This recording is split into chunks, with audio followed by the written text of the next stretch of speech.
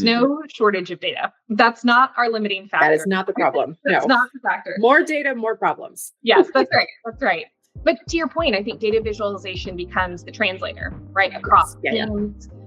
One of the biggest limiting factors, I think, in business today is our communication. We have overlaid as an industry a ton of technology on individual piles of data bricks, right? And then we've spun it up in a great way.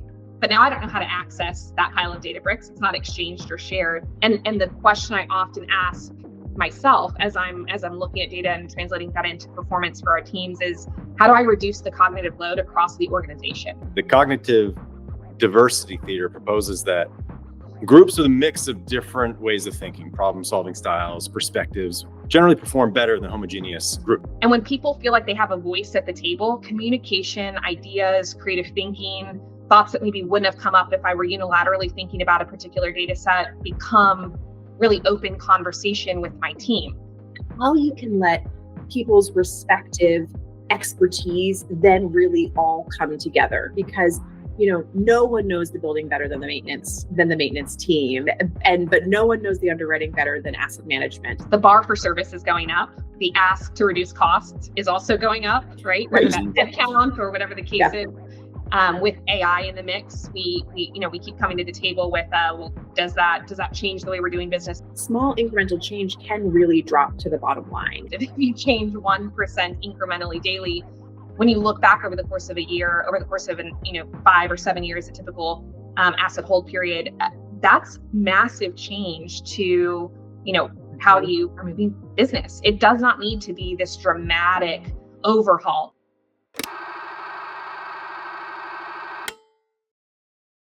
Well, hello and welcome everyone to today's podcast. It's titled Data Visualization and Its Ability to Unlock Value in a Rapidly Changing Multifamily Environment.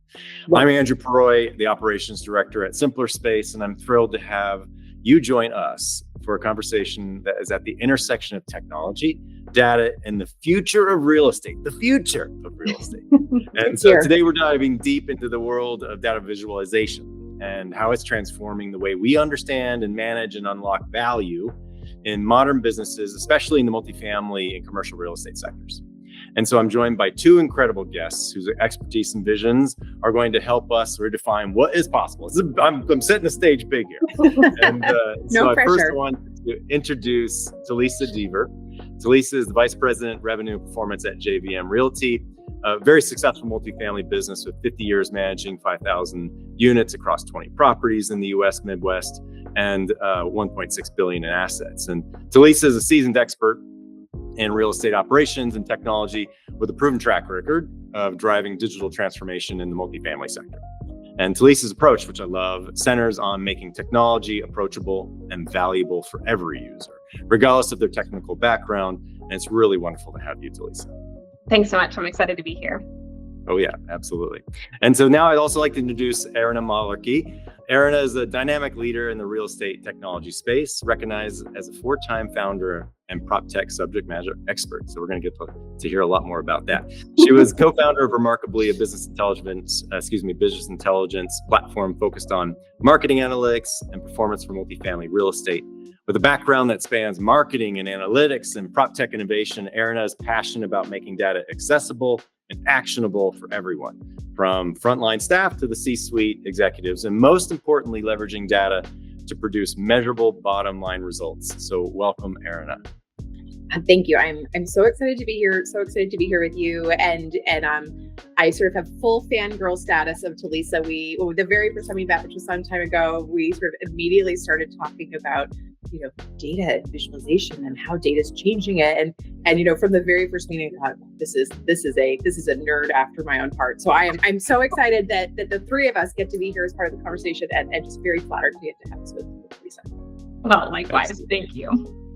Very good. Well, let's jump right in, actually. So, we've all heard the expression, there is a picture, right? And it's worth it's got 1,000 words. So how do you think that translates in your mind to data visualization in modern day business, right? It's changing arguably more rapidly than ever as a result to proliferation of artificial intelligence. But I'd love to get your perspective. And Erina, we'll start with you. Yeah, for sure. So I actually just looked this fact up the other day because I was thinking, like, how many languages are there in the world? And linguists estimate there are about 7,000 languages, which is insane, right? And you should know this, Andrew, being in Kazakhstan right now, right? That you're halfway around the world and it's midnight while you're doing this. So, the languages abound. So when you just think about it, data is a language. And I think what I, get excited about is the ability for it to create consensus among groups that have historically had, disparate languages, if you will. So, and really that's what it's all about, because if you think about all the complexity of multifamily buildings and all of the various teams and the systems and the objectives and sometimes competing objectives, the ability to create a shared sense of truth and understanding becomes super, super important in terms of how you actually are able to optimize buildings and portfolios. And I think, data visualization enables a universal language versus sort of data itself, which may be a language that everybody doesn't necessarily speak. So I think it's just, and in an environment, and I think, Talisa and I have talked about this in past conversations, so maybe she'll touch on this more, there's just more and more and more information. So we all need to be able to be speaking the same language very quickly, very easily, more so than ever before. There's no shortage of data. That's not our limiting factor. That is not the problem. That's not the factor. More data, more problems. Yes, that's right. That's right. But to your point, I think data visualization becomes the translator, right? Across teams. One of the biggest limiting factors, I think, in business today is our communication. Communication flow between teams, communication flow to action. And I think this is the great equalizer. If I can get all of my teams looking in one place, interpreting it in a very similar way, and not spending a ton of time sort of loading up the interpretation and loading up the data itself, all of a sudden my action becomes so much faster, right? And the question I often ask myself as I'm looking at data and translating that into performance for our teams is, how do I reduce the cognitive load across the organization, right? How do I make it easier for them to get to that action point as quickly as possible so that we're not lagging, because that creates the very reactive environment we have in multifamily. And I'm sure across all real estate sectors in general, it just moves us to the forefront of actually being able to do something with the gobs and gobs of data we suddenly have access to. Yep. Well, and I think it's interesting too, because sometimes something that you really can't find in a spreadsheet becomes just instantly clear when you see it visualized, right? So to do an analysis of what of my apartments cost X more than my average competitor rate and have been on market for more than 30 days, like some of those things are, and then you start to then try and see, like, what are insights here, versus if you see it visualized and you're like, well, all of them are looking on this parking lot that happens to have some sort of terrible renovation project happening. Like, so it's just, and so I think sometimes there's this great sort of duality of the incredible complexity and power of data and visualization, and just how much data there is. Like you said, there's just more than ever, and actually the sort of beautiful simplicity of the solution of it. Yeah, even someone like me who is trained in my career to look at the numbers, to look at the trends and be able to slice that as quickly as possible. I mean, it's just incredibly easy to look and see a hole on a map and quickly be able to identify that. What would take me, even if we're talking about going from 10, 20, 30 minutes worth of data aggregation, spinning it up, pulling together different trend lines, I can see that really quickly with 2 or 3 clicks of a button by overlaying that on a property map. I would take that. I would take 30 minutes down to 3 any day of the week, right? Yeah, love that. Absolutely. Well, it actually translates well to the next question I have, which is another concept that maybe not everyone knows the label of it, but generally we understand the idea behind it. But the cognitive diversity theater proposes that groups with a mix of different ways of thinking, problem-solving styles, perspectives, generally perform better than homogeneous groups. So, right, their differences make us stronger and better. And Talisa, I'd love to understand, from a digital data visualization perspective, for building intelligence, do you think that supports the similar goal? It does. So I hear a lot in business, especially being the one that oversees a lot of our data and our trends. Well, you get it because you're a numbers person, right? But I don't get it because I'm more of a creative. And I think that's just really binary in the way that we think about that. And it sort of limits the opportunity or potential to actually engage with the data and make use of it. I was even talking with our director of maintenance a couple of weeks ago, and we were talking about this concept, and He said, I'm actually really good at fractions because I look at a tape measure, my background, I'm looking at that a lot for the projects that I'm intersecting on. And I thought, yeah, so you do math, you do numbers, you do a specific kind of numbers. And I think the data visualization, the way that we're utilizing that with Smplrspace allows for everyone to be met where they are. And when people feel like they have a voice at the table, communication, ideas, creative thinking, thoughts that maybe wouldn't have come up if I were unilaterally thinking about a particular data set become really open conversation with my team. So if I'm suddenly sitting at a cross-functional table, I'm getting ideas from 5 or 6 different, perspectives, as opposed to one person talking into the room, right, with this data, deep data analysis that I've already done. So it becomes just an opportunity to open up that conversation into kind of open up the echo chamber that we can sometimes create if you're only using one person's thought process all the way through, a trend or an analysis. So. Well, yep. I think to that point, Talisa, right? Like people talk about like, you're a numbers person, you're a creative, or I'm a left brain thinker, you're a right brain thinker, right? Or, there's a lot of cool tech out there, right? And sometimes I see technology and I think, cool, but is this just cool tech for cool tech's sake? And I think particularly for teams who are trying to do more for less, do more with less, and oftentimes for regional property managers, on-site teams, all of that. There's just so much being thrown at them. So all of this needs to be answering the question of like, how can this make your job easier? How can this make you be able to produce a better outcome than you otherwise would have been able to? So someone doesn't have to, say, okay, I'm going to spend, years going to business school to become a data analyst, to then be able to get information that they want and need to be able to do their jobs. And the other thing, and I love that you talked about this, Talisa, is just about how you can let people's respective expertise then really all come together, because no one knows the building better than the maintenance team, but no one knows the underwriting better than asset management, and no one knows the strategy behind the market more than revenue management, let's just say. And so when all of those groups are able to come together, it really is just one of those what is it? The whole is more than the sum of the parts, or whatever it is, whatever that expression. And I think that you just think about the ability that unlocks for all of those teams. And so that's exciting to me too, is sort of like you said at the beginning, it's a shared language, it's a translator, and it's the ability then for everyone to be able to do more together than they could have historically done necessarily in their own silos. Well, I think it opens up the opportunity for us to understand other parts of the business better. I don't need to be, an expert in all things facilities and maintenance, but I need to understand enough to really bring some insights to the table, or to be able to have that conversation to say, okay, this does move the needle. This does produce a greater outcome on NOI. And if I don't, again, we've just sort of limited our ability to actually move business, right? I'm only ever going to be looking within my little silo, my little bucket. And while that could move the needle, what if I could move it 2x, 5x, 10x, right? By just having a little bit of a bridge into other areas of business, and then leveraging that set of expertise that sits in that seat, whether it's marketing or maintenance or asset management or accounting even, right? To be able to kind of fill in the rest of those gaps with their deep knowledge on that area of business.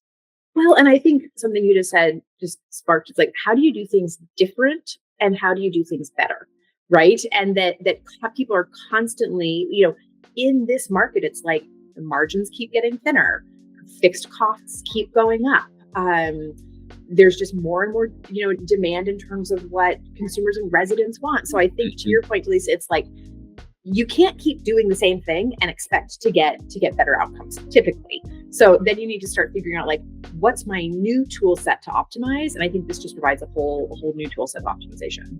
It does. The bar for service is going up. The ask to reduce costs is also going up, right? Whether that's headcount or whatever the case is.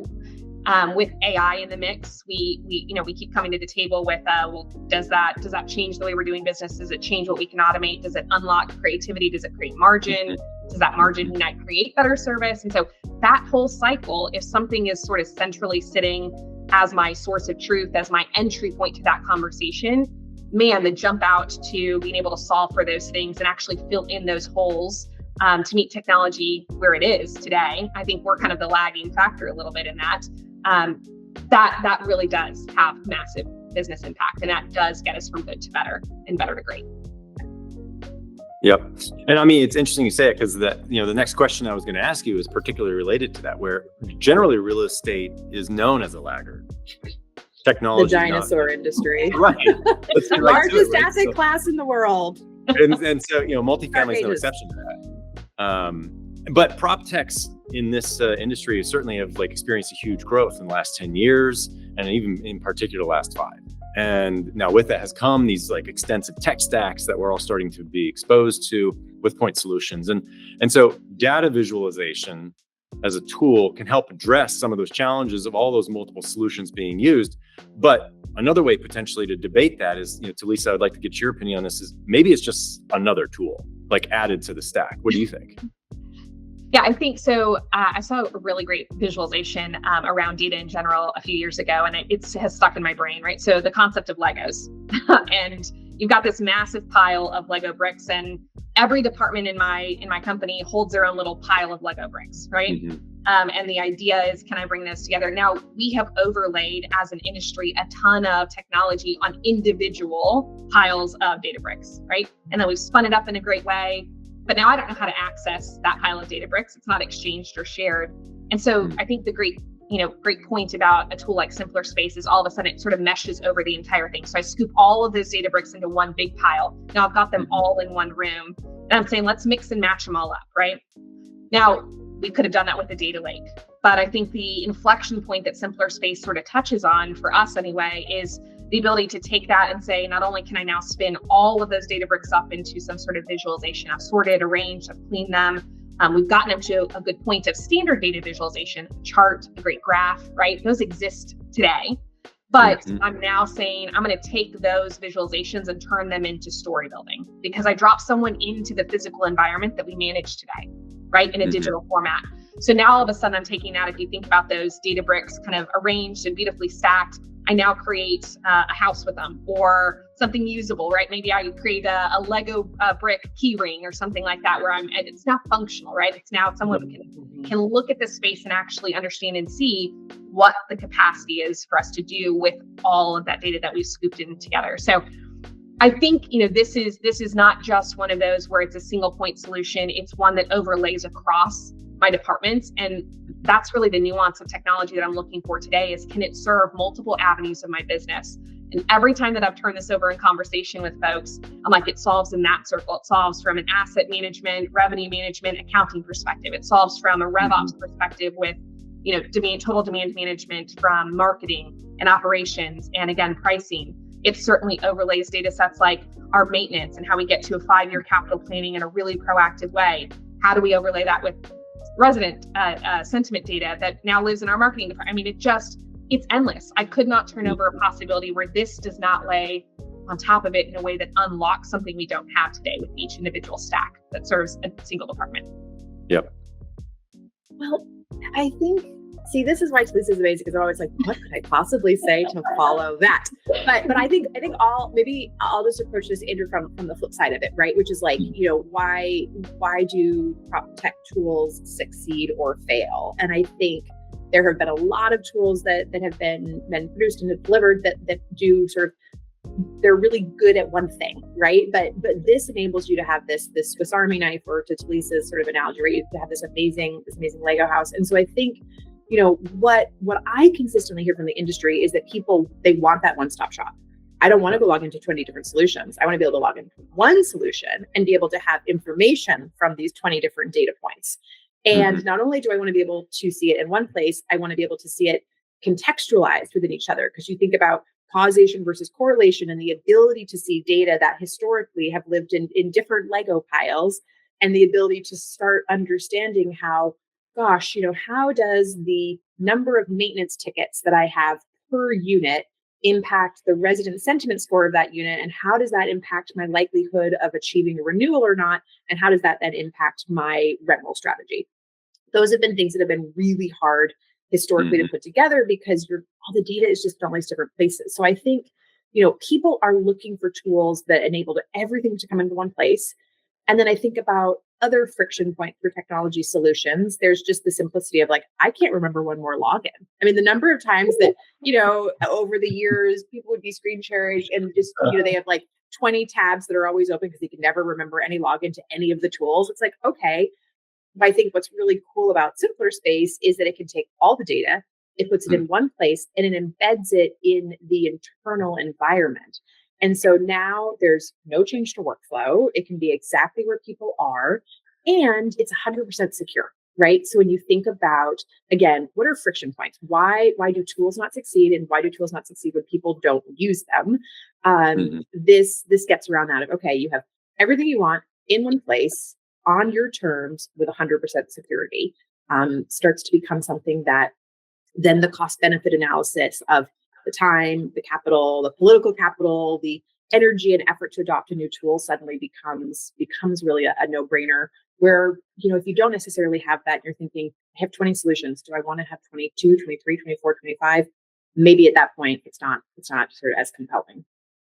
Right. Well, and the people capital it takes to manage that. Logins, and did we, if someone is added to the team, do they have an active login? If someone is leaving our team, did we deactivate the login? The training, the flying someone out to train that if necessary. Going back to the cognitive load concept, I mean, that's an incredible amount of cognitive load of remembering those steps, to training it out, to every time there's a new feature dump, then we're saying, doing that 20 times over. If I've got 20 different point solutions, you've got, I mean, these are full-time jobs of people trying to traffic control what's coming into our environment. And that's not even us doing the actual core work of an operator. Right. It's the actual business that moves money on the ground, renting apartment homes and creating great homes for people to live in. But it's such a high tax. And I don't think we talk enough about kind of the people cost, the time cost. We're paying real money in salaries to manage all of that.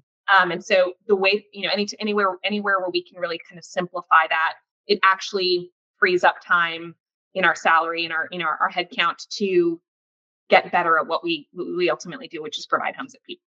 Provide homes to people. Well, and Talisa, I think one point you just made is also really key too, right? Which is like, as we see portfolios growing and we see consolidation, and you see, it's like, okay, when people have, dozens and dozens of buildings across multiple markets, you can't even go to every building, right? So we think about having to go to 20 different point solutions, let alone having to go to 20 different buildings to try and even be able to understand, like, how can I get a sense of like what my vacancy patterns are looking like in this building as it correlates to various floor plan types and segments of the building. So I know that's a little bit of a tangent, but when you talk about 20 different solutions, you also just think about, what if you can suddenly access your entire portfolio and the portfolio kind of external factors all from, whatever sort of consolidated shared office you have, because portfolios are getting bigger and bigger, and geographically they're getting broader. As I talk to people now, they're like, well, yeah, I'm overseeing. I literally chatted with someone the other day. They said, oh, I oversee the East Coast market to Hawaii. I was like, okay, so all of the United States and Hawaii. Well, that's, that's tricky to do when you then don't want to spend your life on a plane. So I think, you talk about just access, not only of solutions, but also of properties. I've done this for most of my career, crisscrossing the country, for even something as simple as setting up unit amenities on a building, right? Getting to the property, walking the property and touring it, then taking a physical map, right? And writing all my notes on, and this is the view. And can I, at this certain floor level, do I actually get a city view, or do I not? Or where does it cut off? And a lot of that today is a really, I think before was a really hard conversation with our property managers without something to visualize together. Because it's sort of like this side of the building or that side of the building. I'm looking at the map on my desk and you're looking at the map on your desk. But if we can start to spin a building and I say, okay, if I cut these floor levels, it's this stack of floors that don't have that city view and something above it does, right? So now I have a very clear delineation. We can splice up a building very, very quickly to get what would take me, a day and a half of production time and flight time and the cost of all of those pieces. I can now do in a 1 hour conversation with the manager all the way across the country across the country in a different time zone, et cetera.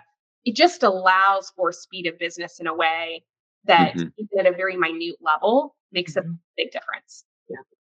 Yeah. 100%. And, multifamily, it's challenging business, right? And from top to bottom. Average retention rates 50%. We talked a little, you were both talking about some of the challenges that the industry is facing, and that just basically means that half your building's residents are moving out every year, and margins are slim, and staffing experiences are having higher turnover as well. So as teams have to do more with less in an increasingly competitive marketplace. How do you think, and you've touched on this a little bit in some of the prior questions, but how do you think that data visualization brings some of that trapped value out? I think it's table stakes, right? For us to say that technology is going to create time savings and cost reduction and value generation and ease of business. Like, that's table stakes. And if you're not sort of unlocking something beyond that, I probably shouldn't be putting my money towards that piece of technology, right? It's not going to move me forward incrementally. It may solve something today, but it's not going to move me forward incrementally. But I think to some of the examples that we were talking about earlier, it's the question of, how do I make risk visible in a way that sort of prevents me from getting to a crisis mode, right? So that means, how do I get to the preventative side of something like maintenance? How can I see those trends way in advance, right? How do I know if I'm in a 5-year capital planning session that we should be looking to replace, 2 years in instead of 5 years in, because of the trend we're seeing in a particular asset within an individual apartment home, right? The washer and dryer keeps having, high ticket issues. We keep having service requests over and over again on the same issue.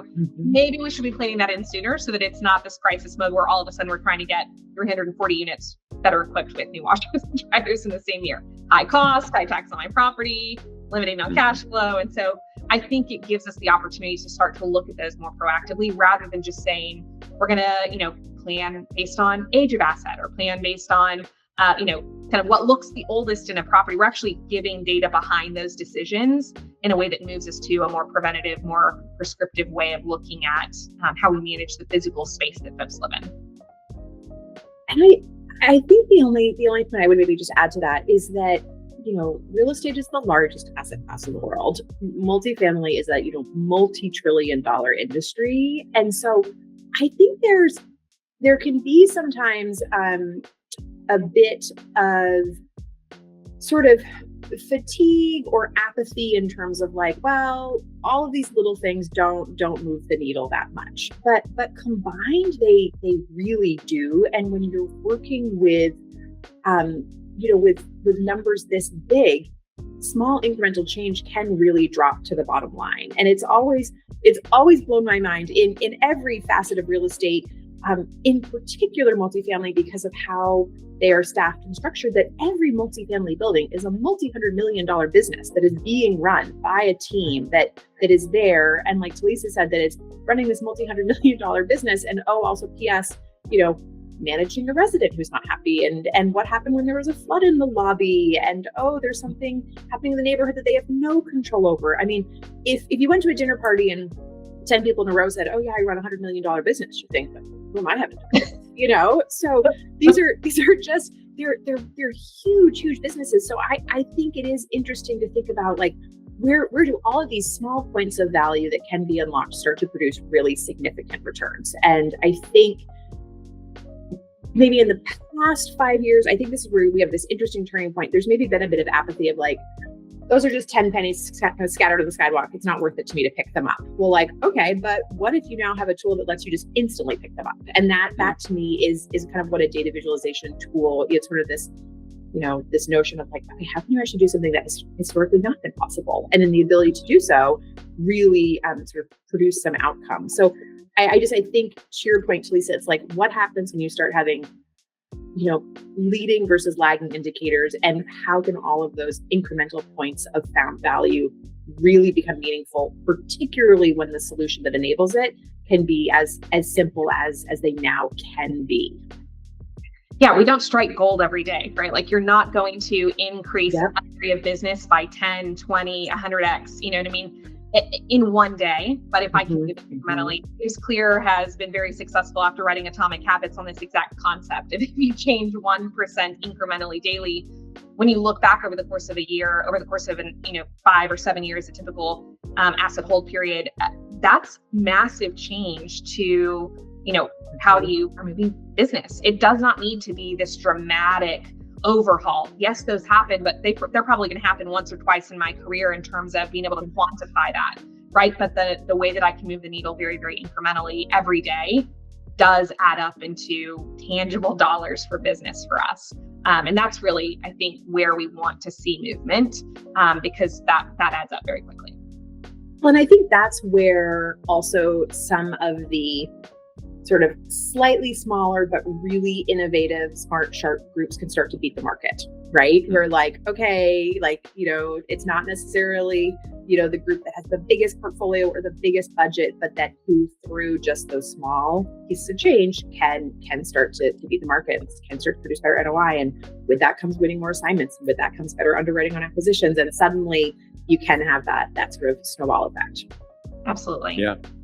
So let's park incremental. Let's talk about big change. So next would be, let's take the data visualization itself, right? It's evolved a lot. And for instance, moving from charts to graphs, and in the case of Smplrspace, now towards a fully interactive 3D visualization of a user's building and all the data that comes through it.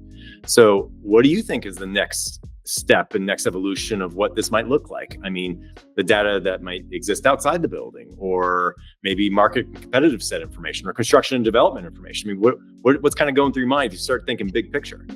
Yes, all of those. When I think about the way that we've interacted with Smplrspace, I'm getting a ton of insights from our individual assets, our buildings. And then my brain immediately, as I look at market conditions and as I intersect from a demand management perspective with our marketing team, looking at migration data, even patterns of, well, what does my resident go do when they leave my building, right? All of that is accessible. That data exists in a ready to use format today, but I can't ingest that fast enough. But if I take Smplrspace's concept and then zoom that out beyond my asset, all of a sudden I start to lay all of that information on in a very clear, easy to use way that does very quickly allow me to pick it up, right? I can overlay that migration data in maybe a 1 mile radius, a 3 mile radius, 5 mile radius to understand where my residents go, and then how to prioritize common space in my building, perhaps, right? Or what different property amenities I'm going to add in or change over time based on what they like, right? Or my competitive data sets, right? Understanding my market around me. All of a sudden I've got 10 assets within let's call it a 7 mile radius. And we're looking at those in a disparate system today. And I want to be able to pull those in and quickly say, well, when I pop up my rents, just what's the overlay, right? And can I heat map all of that? The answer is probably yes, very quickly. And say, am I red, yellow, green in that span? And say, okay, maybe that informs what we're doing with our revenue strategy today, or our pricing strategy specifically. All of that becomes a massive unlock when you start to think about a map that can expand well beyond your asset. Or if I'm looking at a portfolio, how does this property compare to one that's 10 miles down the road? If I zoom all the way out and overlay a data set, I suddenly get portfolio level overviews. It's sort of endless in terms of the iteration when you start to understand that it's not just my property visualization. It's sort of like anything that I would conceptually want to overlay on the map, even down to leasing, if I could throw one more out, even down to leasing, where I talk extensively with our teams about understanding their neighborhood, the living environment that their residents are going to be experiencing. That creates a better overall experience for our residents. If we could overlay, that and start to use it from a marketing capacity where we can say, hey, let me zoom out here. I'm going to show you where all of our favorite spots are, or where the great local coffee shop is, or how walkable the dog park down the road is, or how, whatever, the hiking, biking trails, the grocery stores. All of that can be overlaid from a totally different perspective, right? We talk about it from a performance and in the business, but now all of a sudden I'm using it to help my residents and prospects understand what's accessible to them within the experience they're going to get in living at my property. So, I mean, endless. It's yes to all of what you said. That's a big answer. Like, I want all of it. I want all of it. I love your analogy of sort of zooming out, because where I went when I heard that question, Talisa, was just sort of thinking about, like, we've historically had sort of a very narrow aperture, right? And the aperture was just the building and just a data set trapped in a spreadsheet. And so, what Smplrspace is doing, which I think is so fascinating, is that it's just really broadening the aperture. So now you can see, not only your building, but all the data sets within your building, and then you're building within the context of the market, and you're building within the context of your portfolio, the competitor portfolio, external factors that have huge impact. And so I just think the ability to do that, there are things that we just aren't even thinking about now that in 12 and 24 months will just become sort of de rigueur of how this manages it. And I think that the two plays are, how can it address friction points, right? So, okay, well, show me what of my units are red because I'm 10% over what my comp sets rent rates are. The ability to see that and instantly change that. What is that value worth? If a unit sits on the market for 7 days instead of 30 days, the cash flow off that, 20, whatever that is, 23 days, like all of that starts to become meaningful. So like, how does it resolve friction points? And then also, how does it just help you sort of make a better experience for prospects, make a better experience for residents? And think about like, okay, interesting. We can see, parking trends. We can see migration patterns, all these things that people haven't even thought about as potential because they just didn't, the technology didn't exist to say, okay, there's an easy way that is fast, that is cost effective to be able to take not only all of your data, but all of this sort of expanding market data, just starts to become sort of sky's the limit, like you said, and to be able to start understanding sort of all these influencing factors that we never have even realized. People just know, like, I don't know, like this building just consistently has a 20% tour to lease application, but this building has a 40% tour to lease application. Like, okay, we'll start to broaden the aperture and see what's actually happening on the stage, stage left, stage right. Because if you've just been looking at it here, there's just so much I think that we have been missing. Well, I don't think I have another tool at my fingertips today that allows me to zoom all the way into a level of detail. Like, here is the type of refrigerator that we have in this particular asset. And do I have service tickets repeatedly on this one unit? All the way out to what's the broader economic context of what's happening around me and the preferences of my residents and what competitors are doing. I mean, the zoom in, zoom out flexibility of that is just not readily available in any other tool that I touch today. And we look at a lot of them. Well, and I think that's just sort of a perfect tangible example, right? Of like what model fridge, what model fridge is in the unit versus how does the neighboring office occupancy trend impact my occupancy rates? Wow. And that's just, I really do sort of see this as like the ability to just let everyone become these sort of superheroes of multifamily, right? Because like instead of sort of sitting there having to gut it out, suddenly you can be like, well, wait a minute, what's happening in this market and how is that impacting me in a way I never even knew and was just sort of victim to. Well, I think about sort of we've got a number of assets that have commercial retail space attached to them. And I think about sort of the symbiotic relationship we could create with them when we go and say, I'm noticing that foot traffic, because I'm looking at traffic patterns. The foot traffic around your building is actually lower right now. I'm asking you to collaborate with me on this marketing effort to sort of exchange demand. Let me give you some insight. So you're kind of coming to the table with something for them and then asking for that partnership in return. And all of a sudden it becomes a lot more attainable, right? In that exchange, because I'm actually bringing you some insights that maybe you don't have, but I'm actually able to bring to the table very, very effectively. And it benefits me in the long run, right? To include your foot traffic because there's more in front of my building too. And the exchange of information happens more synergistically. Yep. Well, I think we've got time for one more question before we have to close out. So we could do this all day. A 7-hour podcast. I love it. We'll close with those we serve. And those are our tenants. And so visualizing the residents' experience and retention, to more specifically, is probably one of the biggest challenges we all face in multifamily. And so I'd love to, get your perspectives on how can data visualization, whether it's work orders or sentiment in general or turnover, create that clearer picture that you need to deliver that, better, positive resident experience. I think it's a timely question today because we're seeing an upward trend in resident retention as a whole, right? I know our properties in my portfolio are seeing that across the board, and I know that's generally across most markets what we're seeing as well. But the big question is it because we're getting so much better at service and putting an emphasis there, or is that just sort of the nature of the political and economic climate that is putting people in a position to stay in place a little bit longer, right? Buy themselves more time. And so I think using a tool like Smplrspace allows me to then start to understand what is in my control and what's outside of my control, what is truly just market pressure. And I'm going to need to be thinking about what the rebound effect in 2026 and 2027 and beyond actually is, because I'm going to see that snap back.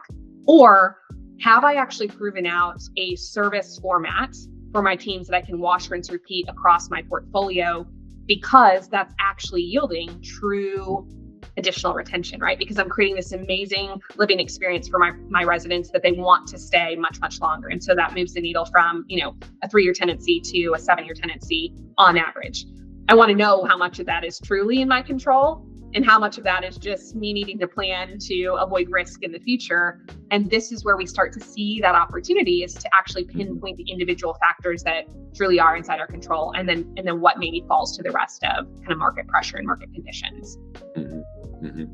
Well, and I think, I mean, you hit the nail on the head, right? Of like, and I always say this is like, control the controllables. I mean, there's that which you can control and affect and change, and that which you just need to be smart and responsive to. And so I think maybe just to add on to a couple points there, Talisa, like one is, we talk about like causation versus correlation, right? How can you start to be able to say, actually, there's a learning to be had here that I've just not been hearing. I've just not been hearing the ability to, visualize in my building, what of my units have the highest number of work orders? Well, gosh, they're all on the northwest side of the building.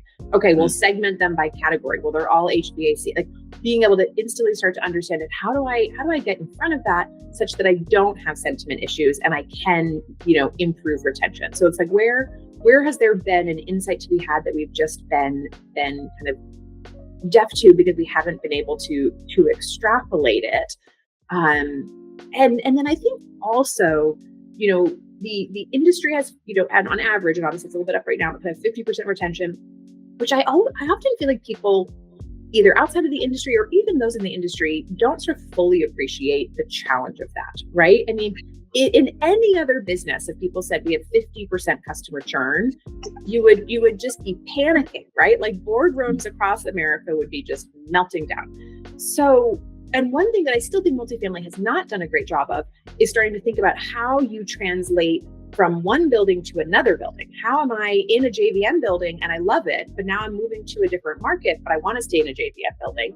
And so the ability to say, how can visualization help you identify opportunities within the building, but also within your broader portfolio starts to become interesting of like, okay, I'm looking at this building and I want to overlay, the ability of all of the units that moved out, and then also be able to see a heat map of where they went and how does where they went intersect with availability that I have. And well, those are prospects you could have and should have reached out to and nurtured. And then, so I think it's not only what exists in single building, but in terms of sort of portfolio cross-pollination, that's another area that the industry hasn't necessarily done a great job of yet, versus like airlines do a great job, right? Like you'll say like, I will take a less desirable flight time, or I'll do a layover because I'm going to fly this airline. That's something multifamily hasn't done a great job of. And so something like Smplrspace that lets you now understand your building and the portfolio and be able to hear things that you haven't otherwise been able to, I think could start to be an interesting piece of solving this puzzle. Well, and that's real money. Those are real dollars, right? If I don't have to spend marketing money to recapture a new lead, right? If that has created such an amazing experience, and I can kind of see the opportunity for them to move to a different property in my portfolio, a different market, perhaps, that's real cost savings. And in today's climate, that's a big point of conversation, is how do we manage those costs more effectively? It's looking at that in a smarter way. It's not necessarily, I guess in some ways it's turning it on its head a little bit, right? But we're looking at it in a smarter way that we've just not unlocked before as an industry. Yep, absolutely. Well, this has been amazing. I'm blown away. I mean, I worked at Smplrspace and I'm like, oh my gosh, do so many cool things. So I just want to say thank you very much, Talisa. It's been a real pleasure. And Erina, thank you very much sharing your expertise and insight with us. Certainly what we learned tonight in terms of data visualization, it's all about creating that shared language and empowering every member of the team to better understand and participate, right? And come to the table and unlock that value that's sometimes been hidden right in plain sight.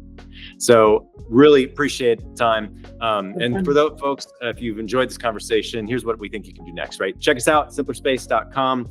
And we've got some virtual demos there you can take a look at. Sign up on the platform. First 3 spaces are free for you. So get it and use it, enjoy it. And thank you for all tuning in, and have a wonderful day and evening. Thanks, Andrew. Thanks, Talisa. Bye. You guys are the best. Can we do a podcast? Can we do this every week? This is great. That would be so fun. It would be so